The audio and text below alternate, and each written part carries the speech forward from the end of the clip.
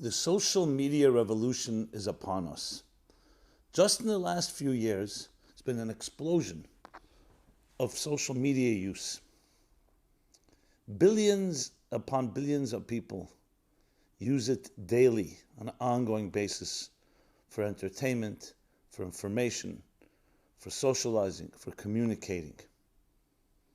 That instantaneous access, the immediate response. Social media, vice or virtue? On one hand, it has opened up many opportunities. On the other hand, it's been quite a challenge. There's social media addiction. How many hours are you attached to your phone? Even some of the horrors of social media. That's what we will be exploring. Is it a good thing? Is it a bad thing? How do we create balance?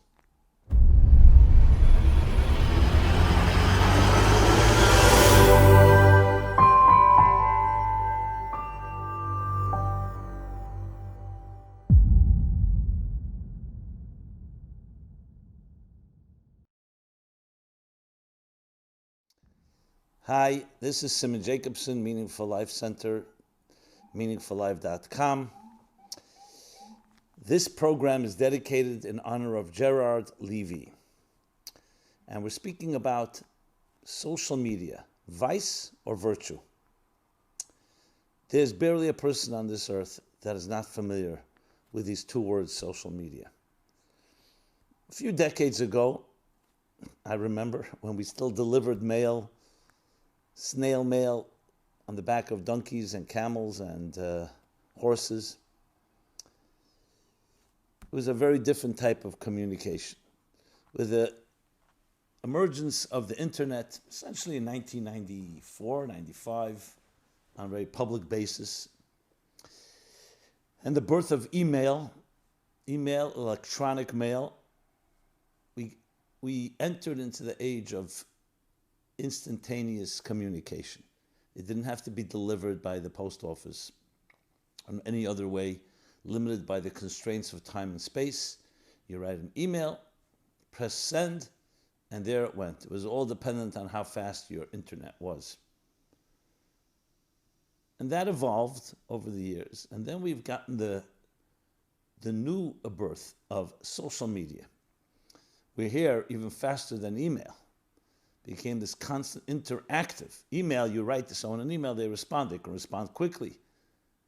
But in social media, it's a whole different world. We live in a virtual reality online.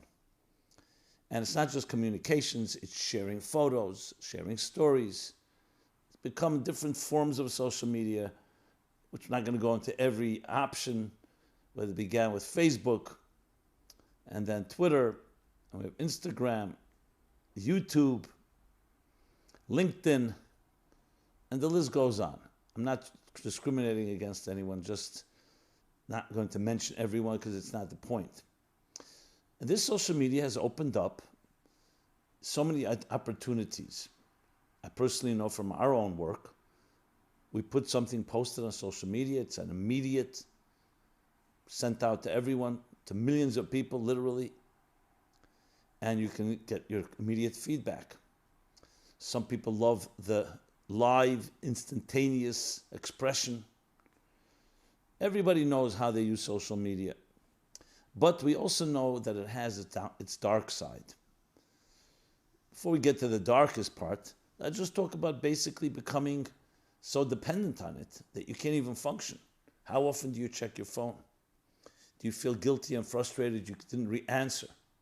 Or you didn't receive an answer? And we're checking the people's status. Did they read it? Did they not read it? And just the general being bound to something that becomes, you start wondering, is it emancipating me or is it enslaving me? And we do have iPhone or whatever the phone is, smartphone addiction, where people literally are addicted to it. And the best proof is they can't live without it. Is that a good thing? Yes, there are many opportunities it provides. No doubt. So that's the first thing. Number two, what has it done to personal relationships? When's the last time we had an eye-to-eye, heart-to-heart, soul-to-soul conversation? And I should mention, of course, in these times of pandemic, social media, as the online experience in general, has boomed because it allowed for connection and communication, at least virtually, when we couldn't socially be in physical proximity to one another. So in that sense, it's a blessing. But then there's the other side, the depersonalization element. How many friends do you have on Facebook? And how many are true friends? A whole new definition of friend has emerged. A friend, as I always understood it, was a trusted, loving individual, someone you have confidence in, will not judge you. I'm talking about a good, a healthy friend. Here suddenly friend simply means somebody that checked a box, I'll be connected. You may know them, you may not know them. The depersonalization of technology, what impact is that having on us individually and especially in our relationships?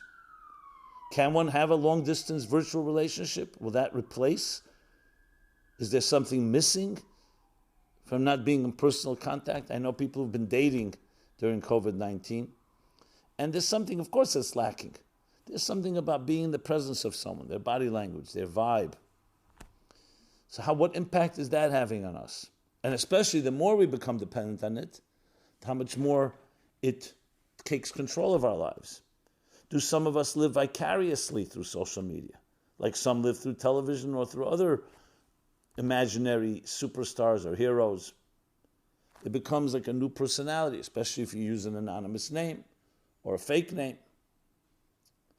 And then, of course, there's the real dark side, the predators, horror stories, young people being taken advantage of, and in general, a ability to distort a reality when abused and exploited can really hurt people. So, of course, as you know, I'm not here to advocate black and white, one or the other. But it's important for intelligent people, when they're given gifts and opportunities, to look at it, because every gift, every opportunity, every blessing can also become a curse. Take wealth, for example. Is wealth a vice or a virtue? Wealth, most of us would say, I wish I had it. Let it be a vice. Give me more of it. Why? Because money buys things, gives you ease, comfort, peace of mind, security. And you can really do whatever you want, basically, is the way people would put it. But is that really called freedom, or is that called comfort? You can also be spoiled by money. You can be corrupt with money. So like all gifts, we need to understand that there's always two sides to it. And you have to always remember there's the third X component. And you know what that is? Not the object itself, not the money or the technology or the social media. It's you and I. In science, there's a term, time, space, man. Actually, it's a term that originates, and I don't know if it traces its origins, but those familiar with the Kabbalistic concepts, all the way back in the earliest, one of the earliest, if not the earliest work in Jewish mysticism. It's called the Book of Formation, Sefer Yetzirah, and it's all built on this triad. In Hebrew, Olam Shana Nefesh, space, time, Nefesh is spirit or soul. Because everything in life, we're interacting, these three are interacting. It's you, the person, interacting with a particular time in a particular space.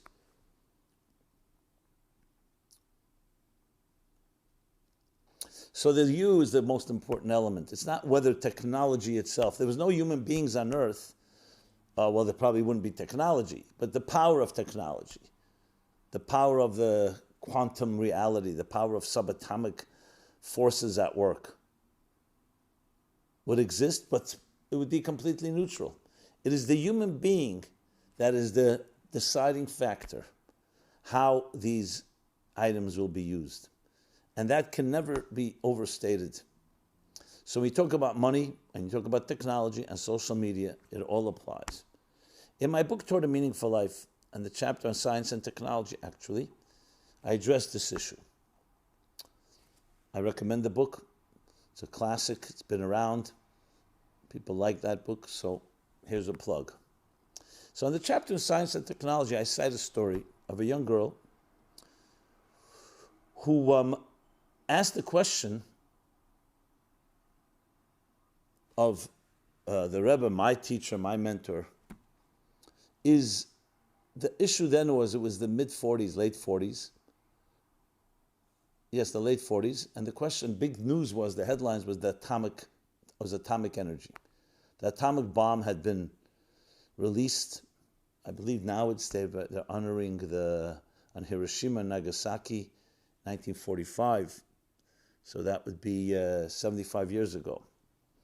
So the atomic bomb unleashed, terrible tragedy, millions killed, maimed, till this very day.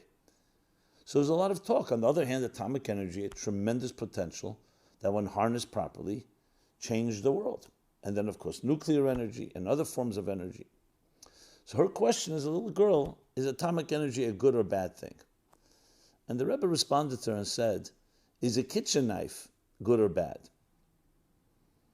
At the time she didn't realize it, but later she wrote me the letter. She wrote, I didn't realize this was a beautiful way of educating me, because it made me think.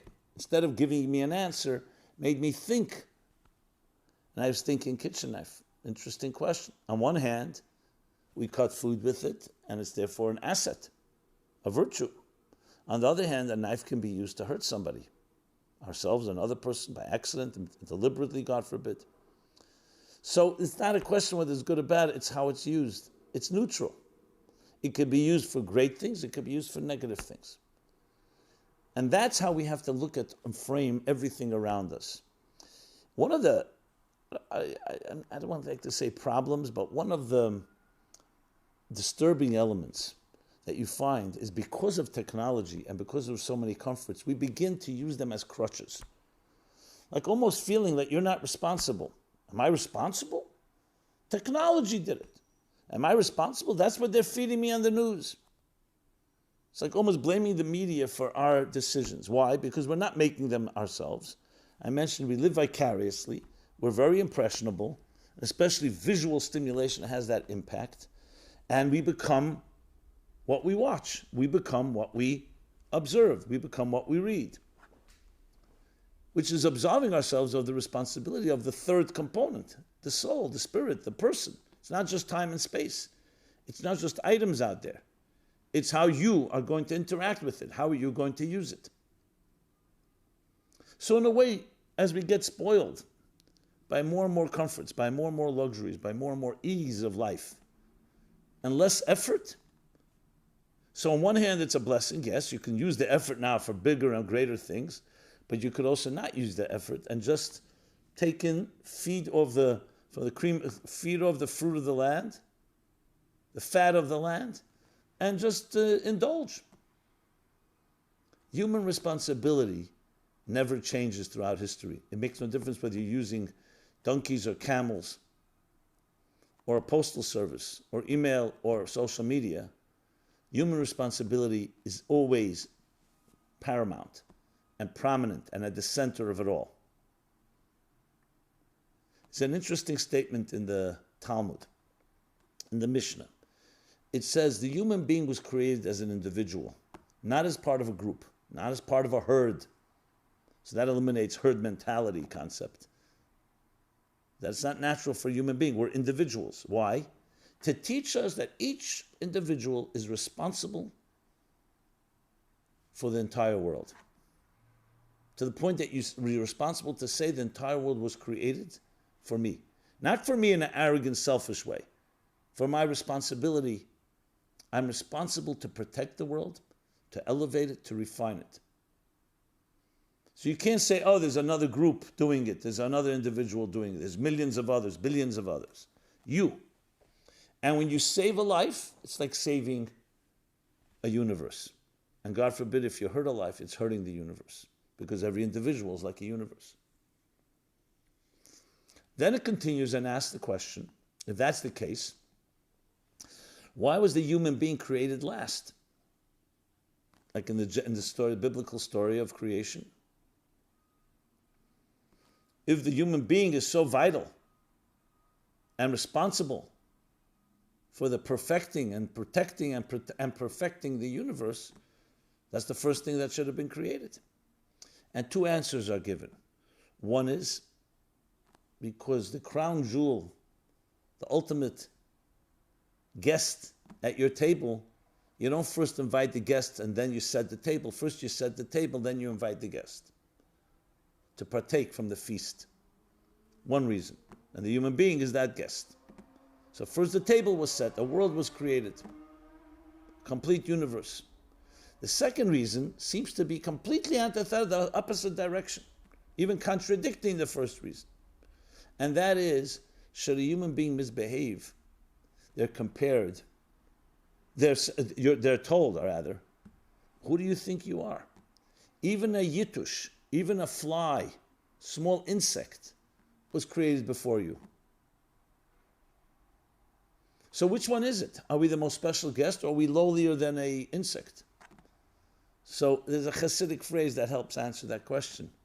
It says, when a wicked person walks on the street, the cobblestones cry out and say, what right do you have to walk and tread upon us? We never defied our calling or mission in life. We're here as stones, serving our purpose, serving our role. You've defied and betrayed your destiny, your calling, by hurting someone else. You're a criminal. You're walking on us. You're using us to tread upon. So in a way you could say this about everything in this universe. Everything in this universe has its role. The sun rises, the moon rises. You have the animal kingdom, you have the vegetable kingdom, you have the mineral, and each one of them has a multitude of species upon species upon species. They're each doing their job. It's only the human being that can either improve or disrupt. So when you're walking in a hot day, you see a juicy apple hanging on a tree, and you really get enticed. You say, I want to have that apple. There are three options. You rip the apple off the tree, you bite into it, indulge, and just go your merry way, and even use that energy for more indulgence and even for selfish purposes. A second approach is you eat it calmly, and that's that, neutral. Third approach, you honor it. You make a blessing on it. You recognize, and with gratitude, this is a gift given to you. It's not yours to indulge in. It's a gift.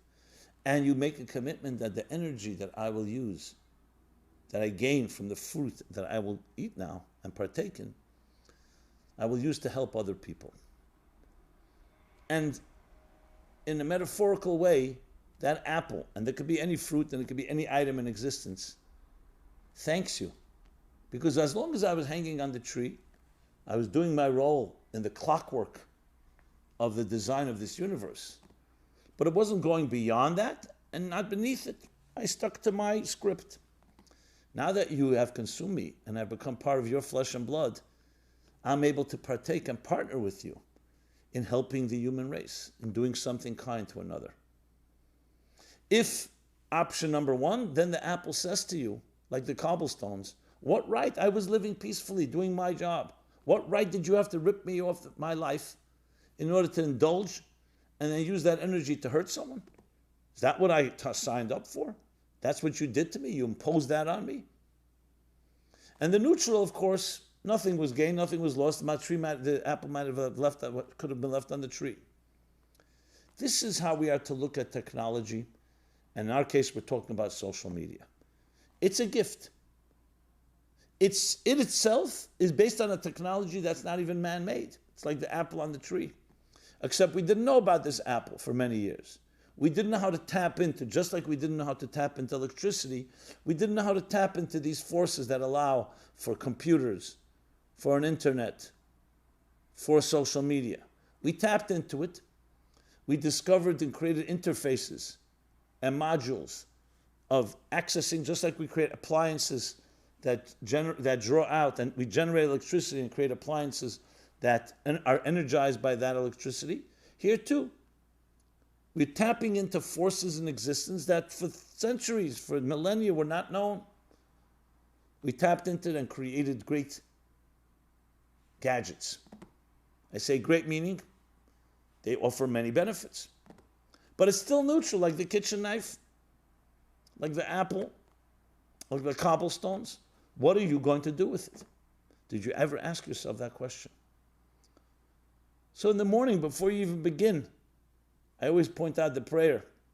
Thank you for returning my soul to me. It's also thank you for all the gifts you've given me. Thank you for all the blessings we have in our lives. How am I going to use it? Will you take that mindset? Very different mindset. It's not just, oh, I got myself something, someone gave me a gift or I bought it, I have a new version, an update, and now I can do even more social media faster, quicker. More opportunities. No, there's always the question, what about you?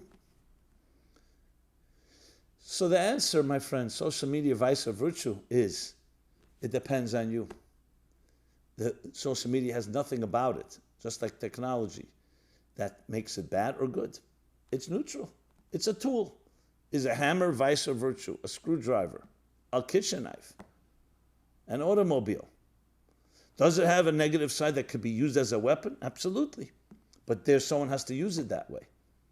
So it's about means and ends. It's about recognizing what is the object and what is its purpose. Now, many of us have not given this second thought.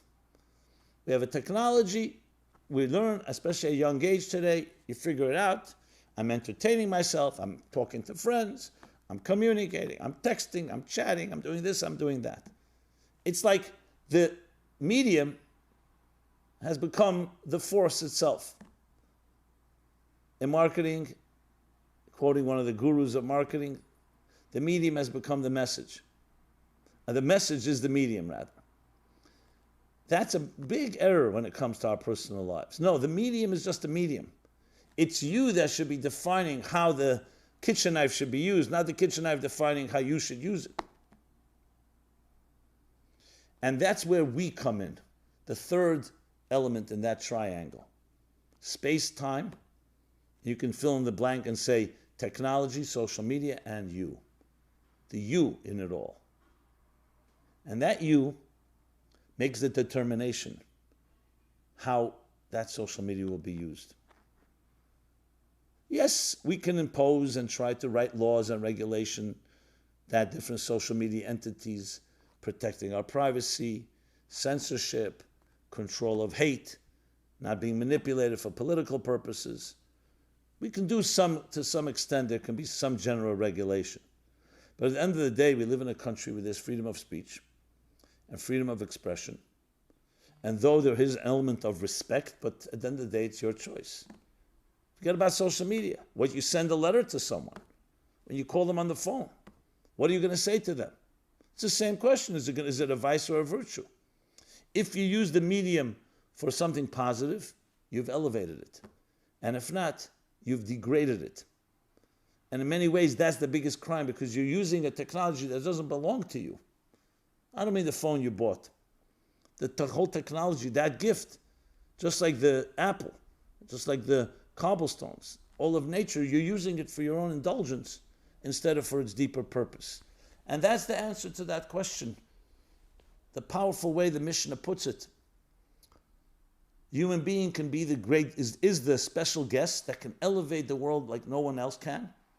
Or if you don't, then you're lowlier than an insect, because an insect never defied God's plan, God's will. So who do you think you are?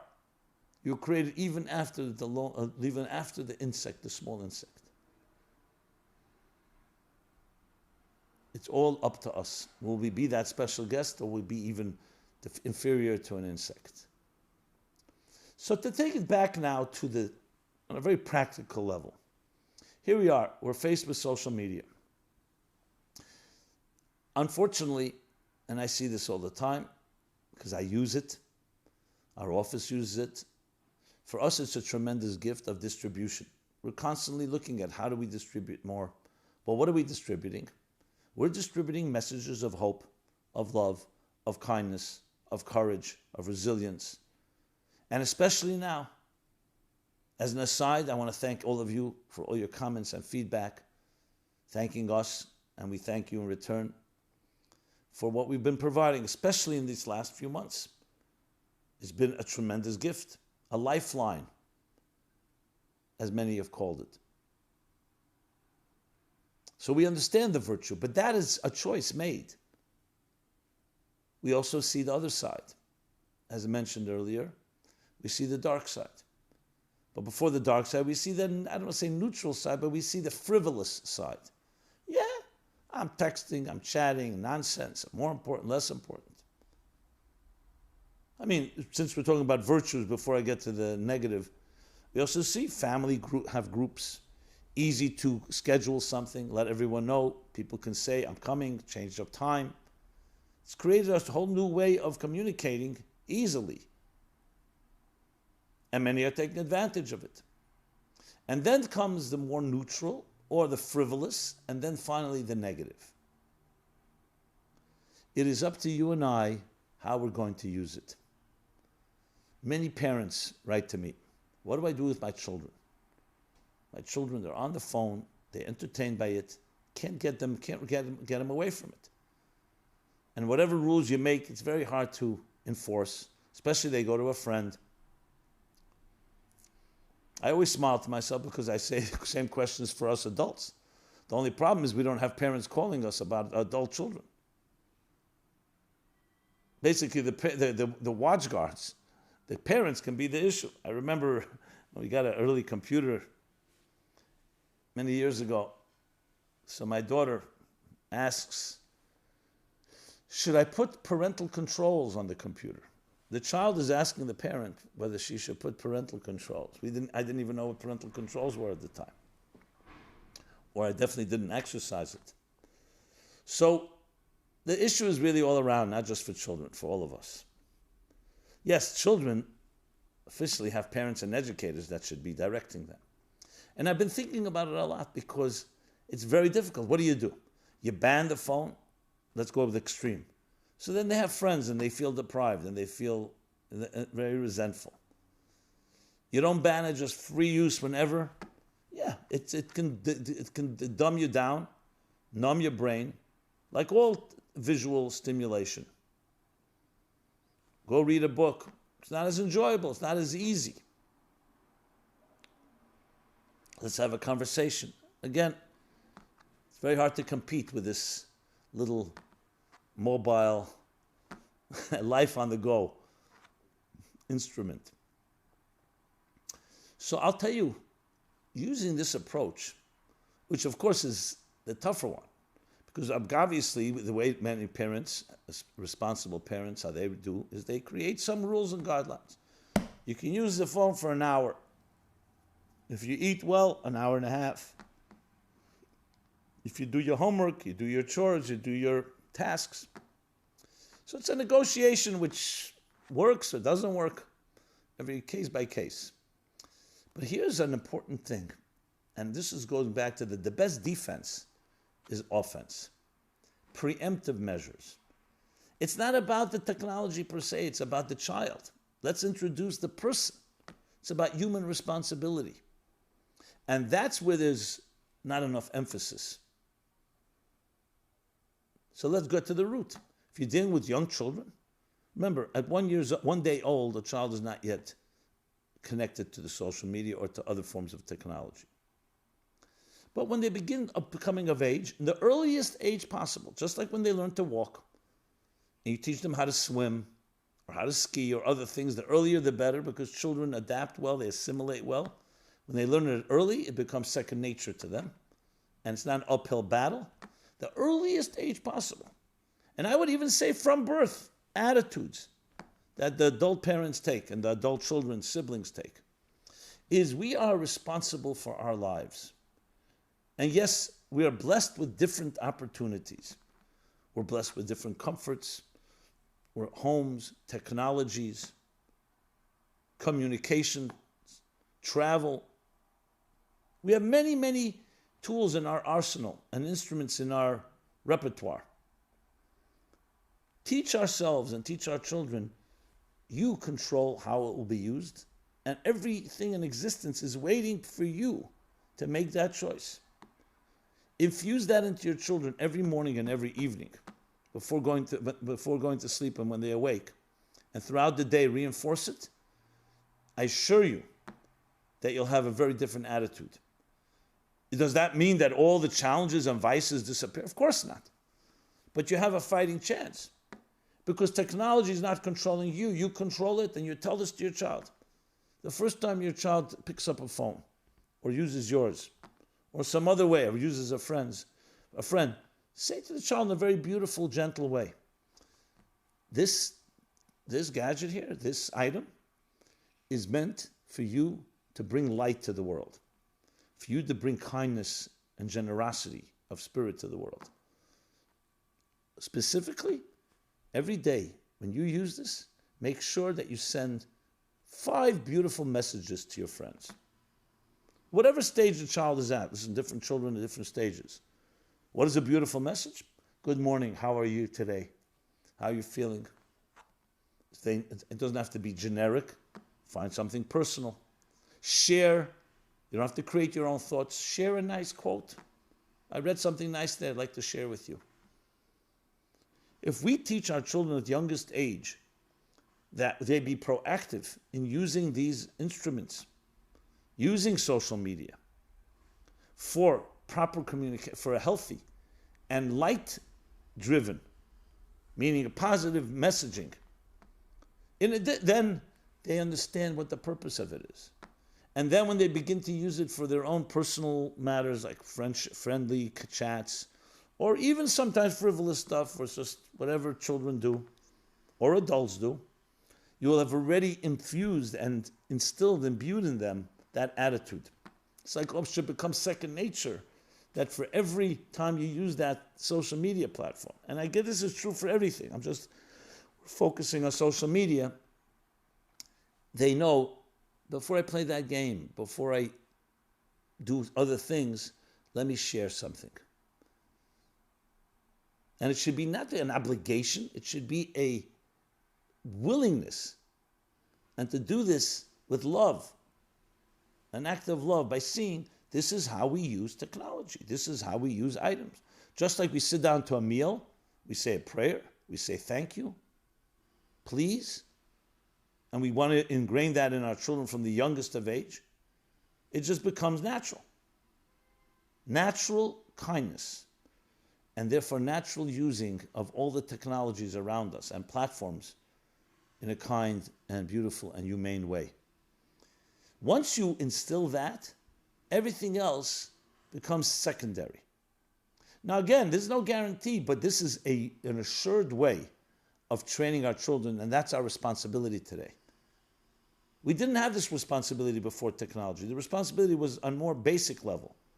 How we treat others, when you go to school, don't bully, be kind. So it's the same principle of responsibility, but the focus has to be, let's not forget, there are new machines today, there are new technologies, there are new platforms, and we have to adjust to that. And the emphasis has to be far more, because it's not just a few interactions a child will have. Now it's a constant basis. We're inundated with the social media world. And this brings me back to the adults. What about us adults? We already are trained the wrong way. We don't think that way. Well, you know something? We're human beings, and we have that resilience, and we have that spirit. And though our bodies and our habit are controlled by habits and patterns, but we all know we can break a habit. We can break a pattern. It's not easy, because addiction is addiction, even mild forms of it. But we have the power to do something about it. Ask yourself a very simple question. Are you living up to your calling? Are you that special guest? Or are you just trampling on this earth, exploiting its resources for your own needs? And it's not just about climate change and environmental protection. It's also about your very daily choices of how you interact with everything around you. And I say everything, I mean not just humans. The animal world, how you eat the meal, the vegetable world, the mineral world. Brings to mind a story, it's always very touching. The previous Rebbe, Chabad Rebbe, Rabbi Yosef Yitzchak Schneerson, tells a story in his diary, in his memoirs, in his talks, how he was once walking with his father, the great Rebbe Rashab, his father. They were walking in a garden, having a conversation. as we all do, inadvertently or not even thinking about it, he ripped off a leaf from a tree and began to rub it. His father noticed and says to him, the way he put it is he's reprimanded him. And that lengthy discussion said to him, everything in this universe has energy, has purpose. You just took a leaf for no reason and decided to rub it, demolish it, and change its trajectory forever. How do you know what will have happened to this leaf had you not touched it? Based on the Kabbalistic concept that everything has that spark of energy, and we know today, even on a scientific level, subatomic energy, and essentially reprimanded him. What right did you have to do that? Now the child then was innocent, wouldn't that mean anything? It wasn't a destructive act. But that's the sensitivity required of a human being. When you have that sensitivity to a leaf, you're going to have that sensitivity to animals. You're going to have that sensitivity to other human beings. You're going to have that sensitivity to everything that comes your way. Yes, your smartphone, your mobile device, your iPad, your desktop, your laptop, all the names, and all those platforms. I understand they're man-made, but they're man-made using energy that is not man-made. So there's plenty of divine and purpose in that energy. Take that attitude. You don't just take a leaf and rub it. Will we always be perfect? Obviously not. It's not the point. The point is what you're aspiring to, not where you are.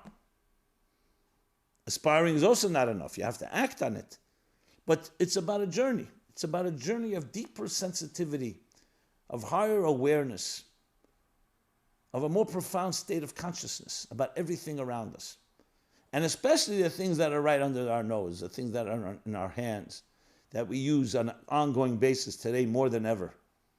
This is what we turn to for information, for entertainment, for interaction, for socializing, for communication, for business. It's a gift that was given to you. And don't just rub it. Don't just waste it. Will we use it also for some of our frivolous things? Yeah, that you have to work on to try to be a person that's living a more meaningful life, more purposeful. But it all begins with understanding the priority. That this leaf, like the apple, like the kitchen knife, like the cobblestones, in this case social media, is given to you as an opportunity to be used for the greatest virtue of all. The ability to reach and touch another human being or many human beings and transcending time and space. Meaning you don't have to travel there, doesn't have to wait, there's no delay. You press a button right now here, you post a message, a kind message, a compassionate message. You press a button and it can reach tens, hundreds, thousands, tens of thousands, millions and billions of people. Is that not a gift? That's how we should be looking at social media. So once upon a time, if you wanted to reach that number, those numbers, you'd have to travel, you'd have to buy advertising, you'd have to who knows what. And even then, with all the limitations. Here, it's the press of a button. It's free. Reaching one person, reaching 1 billion people. It's the same effort. The only difference is the shift of your consciousness, your focus, your emphasis. And when you shift in that direction, using the words of Maimonides, one act, one good word, one good thought, tips the scales and brings personal and global redemption. It tips the scales. Today the scientists call it the butterfly effect. The flutter of the wings of a butterfly in Kansas City can create a typhoon in Singapore. And we see that. I mean, if COVID-19 has not taught us that, what has? A one microbe, invisible, look what it's doing to the world. we can do the same in the positive. And that's a lesson we need to learn. One small act, one nice gesture, word or thought is viral, has that viral impact. And social media proves it, because there you can actually implement it.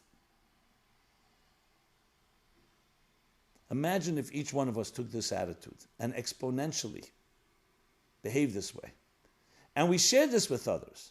Maybe this would be the first post if you're listening to this, or when you'll be listening to this. That would be the first post. Let's make a resolution together. And then pass that on to at least 10 others. And those 10 should pass it on to others. Create a ripple effect revolution that we will use social media like all gifts for kind, compassionate, virtuous purposes. And it comes down to just sharing a nice thought.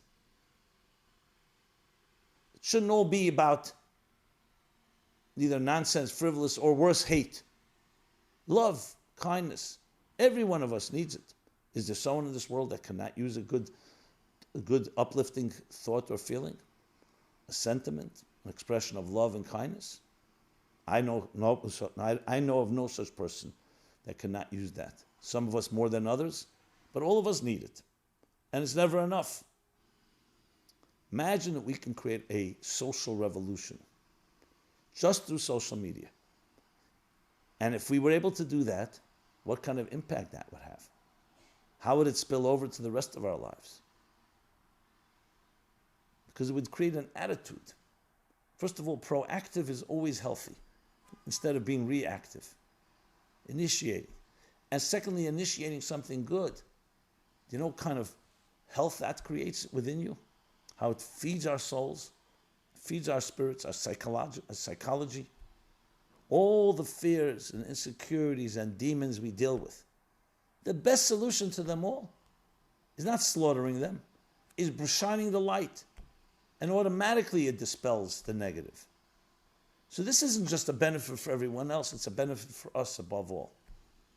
Yes, it's a lot of fun using social media and other platforms, but how much richer would it be? How much more fulfilling would it be when you know at the end of the day, or throughout the day, I've used this tool to bring my unique voice, my special light, my extraordinary contribution to helping make the world a little more refined.